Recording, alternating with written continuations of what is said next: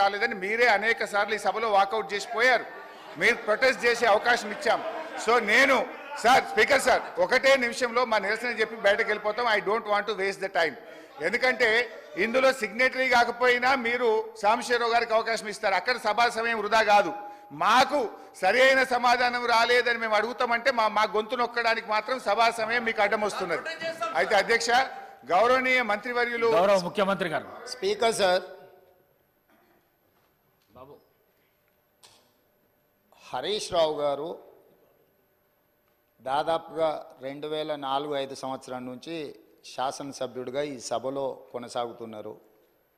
2014 నుంచి 2023 వరకు వారు మంత్రిగా కొనసాగినరు.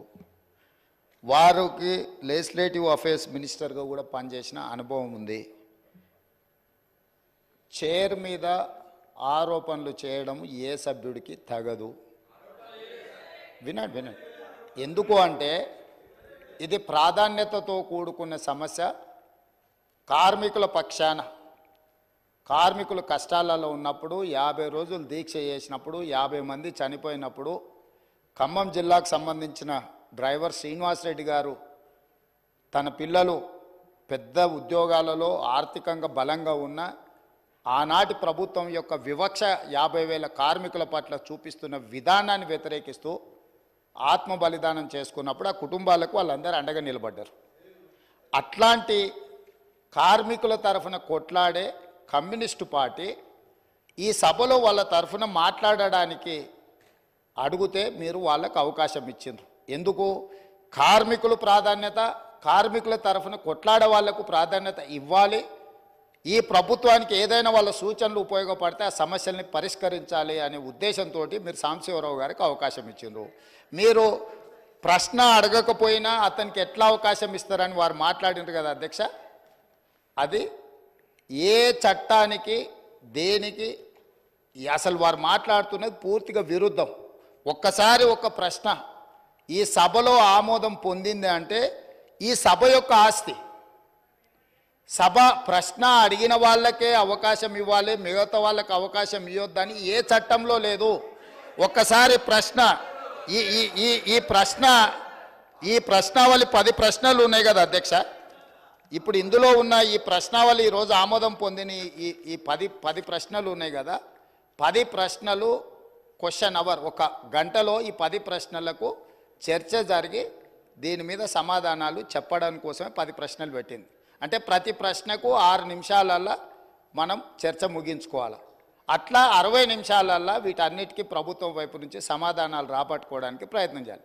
కొన్నిసార్లు ప్రశ్న యొక్క ప్రాధాన్యతను బట్టి తమరు అనుమతిస్తే ఆ చర్చ ఒక్కోసారి కొంత ఎక్కువసేపు కూడా జరగడానికి అవకాశం ఉంటుంది.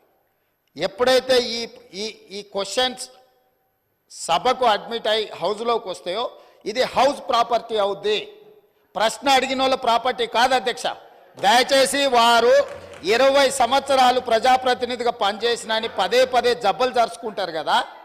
కనీసం లెజిస్లేటివ్ అఫేర్స్ మినిస్టర్గా పనిచేసిన హరీష్ రావు గారికి ఒక్కసారి ప్రశ్న సభలోకి వచ్చిందంటే సభ్యుల యొక్క అందరి ఆస్తి అధ్యక్ష. ఎవరికి మాట్లాడడానికి అవకాశం ఇవ్వాలనేది చైర్ యొక్క విచక్షణ అధికారం అధ్యక్ష. తమరు సాంబశివరావు గారికి అవకాశం ఇవ్వడాన్ని సభ్యుడు తప్పు పట్టడాన్ని 100% తప్పు. కాబట్టి వారు అట్లా మాట్లాడడాన్ని భవిష్యత్తులోనైనా సవరించుకోవాలి. అదేవిధంగా వారు పదే రూల్ బుక్ గురించి మాట్లాడుతున్నారు అధ్యక్ష. అదే రూల్ బుక్లో చాలాసార్లు వారు కోట్ చేసిరు. సభ్యులు చైర్ వదిలి పోడియంలోకి వస్తే అదే రూల్ బుక్లో ఆ సభ్యులను బయటకు పంపించే ప్రొవిజన్ కూడా ఉంది అధ్యక్ష. తమరికి తెలుసు కదా అధ్యక్ష అది. కానీ మీరు అది ఉపయోగించలే. ఎందుకంటే ఈ సమస్య యొక్క ప్రాధాన్యత మీకు తెలుసు కాబట్టి వారు ఎంతసేపు అడిగినా దానికి ప్రభుత్వం వైపు నుంచి స్పష్టమైన సమాధానం ఇచ్చిండ్రు. ఆ సమాధానంతో వాళ్ళు సంతృప్తి చెందకపోవచ్చు. ఎందుకంటే 10 సంవత్సరాలు వాళ్ళు చేసిన తప్పులు ఈ ప్రభుత్వం కూడా చేయాలని వాళ్ళ కోరిక ఉండొచ్చు. కానీ ఈ ప్రభుత్వము ఒక నిర్దిష్టమైన ప్రణాళికతోని కార్మికులను ఆదుకోవాలని, ఆ సంస్థను బ్రతికించాలని, ఈరోజు ఆ సంస్థను ఆర్థికంగా బలోపేతం చేయాలి అని ఈరోజు అహర్నిశలు కృషి చేస్తుంటే వారు పదే వారి గతంలో ఆ కార్మిక శాఖకు గౌరవాధ్యక్షుడిగా ఉన్నారు. ఆనాటి ముఖ్యమంత్రికి ఈయనను ఎట్లా తొలగించాలనో అర్థం కాక ఆ కార్మిక సంఘాన్ని రద్దు చేసిండు. ఎందుకంటే ఈయన తొలగించాలంటే ఏం చేయాలనో తెలియక వాళ్ళ అంతర్గత సమస్యలు వాళ్ళ ఇష్టం, వాళ్ళ కుటుంబ సమస్యలు వాళ్ళు ఏమైనా కొట్లాడుకొని, కానీ ఆ కార్మిక సంఘాలనే రద్దు చేసింది వాళ్ళ అధ్యక్ష. అట్లాంటిది ఇప్పుడు మళ్ళీ మొదటికి వచ్చి పాత తప్పులన్నీ కప్పిపుచ్చుకోవడానికి ఈరోజు కొత్తగా ఈ ప్రభుత్వం మీద బురద జల్లి మంత్రి గారిని బుల్డోజ్ చేసే విధంగా మాట్లాడడం ఏమాత్రం సమంజసం కాదు అధ్యక్ష. చివరిగా నా సూచన ఒకటే సభ్యులందరికీ, ఎందుకంటే ఇక్కడ దాదాపుగా 119లో 60కి పైగా మొదటిసారి ఎన్నికైన సభ్యులు ఉన్నారు.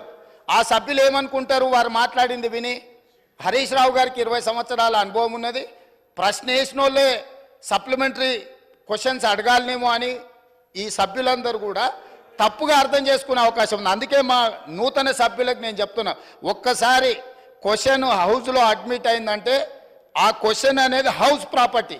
ఈ హౌస్లో ఏ సభ్యుడైనా కూడా సప్లిమెంటరీ క్వశ్చన్ అడగడానికి అవకాశం ఉంది. సప్లిమెంటరీ క్వశ్చన్ అడిగినప్పుడు స్పీకర్ అనుమతిస్తే ఎవరైనా మాట్లాడడానికి అవకాశం ఉంది. కాబట్టి మా నూతన సభ్యులకు కూడా నేను చెప్తున్నా, ప్రశ్న సభలోకి వచ్చిందంటే ఇది హౌస్ ప్రాపర్టీ, కాబట్టి సభను తప్పుదోవ పట్టించే ప్రయత్నం చేయొద్దని చెప్పి వారికి సూచన చేస్తున్నా అధ్యక్ష.